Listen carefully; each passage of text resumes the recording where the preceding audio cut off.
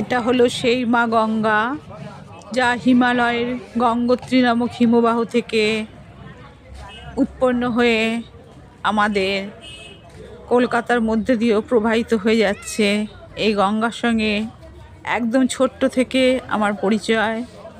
আমরা শিবরাত্রি বা কোনো অনুষ্ঠান, মহালয় বা যে কোনো পূর্ণিমা, এসব ব্যাপারে আমরা এই গঙ্গায় স্নান করতে চলে যেতাম আমাদের জেঠিমা, কাকিমা, মাসিমা, মায়েদের সঙ্গে।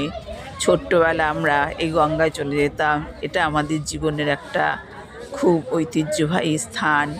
এখানে আসলে সেই ছোটোবেলার স্মৃতিকে মনে পড়ে যায়। এই গঙ্গা আমাদের জীবনের সঙ্গে জড়িত। এই গঙ্গার জল আমাদের বিভিন্ন পবিত্র কাজে লাগে।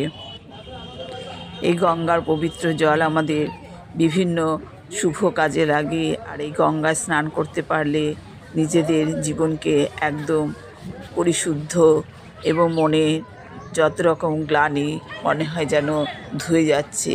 আর মনে হয় কোথা থেকে আসলো, কোথায়